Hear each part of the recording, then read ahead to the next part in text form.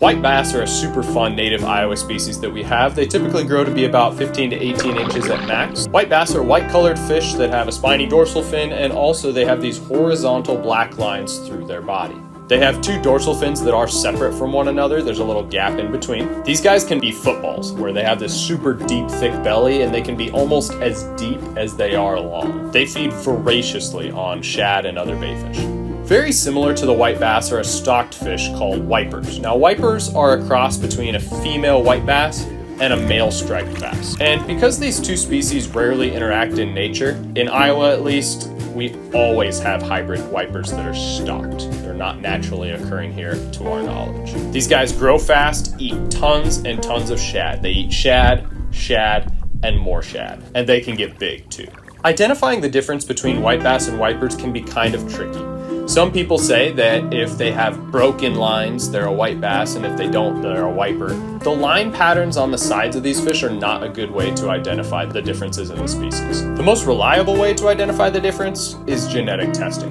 But the only other good way to physically determine if it's a white bass or a wiper is to look at the tongue. And on their tongue, they have a little patch. That tongue patch on a wiper, they have two separate little tongue patches. On a white bass, that patch is connected, and so it's actually just one patch. Stripers, which we do not have in Iowa, have two of those tongue patches as well. A quick note about these fish species. We currently have no limits on white bass and wipers in the state of Iowa, with the exception of the Mississippi River. This is pretty crappy in my opinion for a few reasons. Number one, our white bass are a native species in Iowa that we should probably care about and probably have at least some kind of limit on. Because we don't have limits on these fish, we have people who literally travel from other states to come to Iowa just to fill buckets and buckets of white bass and wipers to take home to eat. I have a friend who I talked to, and this spring in 2024, he met with a group of people that were fishing on the river. They had come from out of state.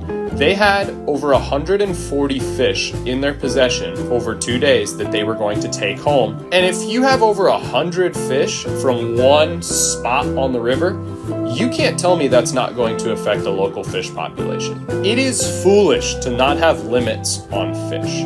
It's foolish to not have limits on anything in nature, because guess what we humans do? We totally mess up populations when we don't have limits on things. It's human nature. That's what we do. We screw things up. No good has ever come from a free-for-all on keeping native species. Number two, we have other fish species in Iowa that are stocked like crazy, and yet we have limits on them. Trout and walleye have limits of between 3 and 6 fish in most places in Iowa as a daily limit. And yet we have a native fish that we don't stock, white bass, that don't have limits at all. Yes, wipers are stocked, but we have no limits on a fish that we stock. It doesn't quite make sense or add up. Number three, in some of the fisheries that I personally have experienced, the white bass and the wipers are harvested in such high volumes that there are literally gaps in the larger fish in those areas. The larger fish literally don't exist because they all get kept at a smaller size and they never get the chance to grow up to be large.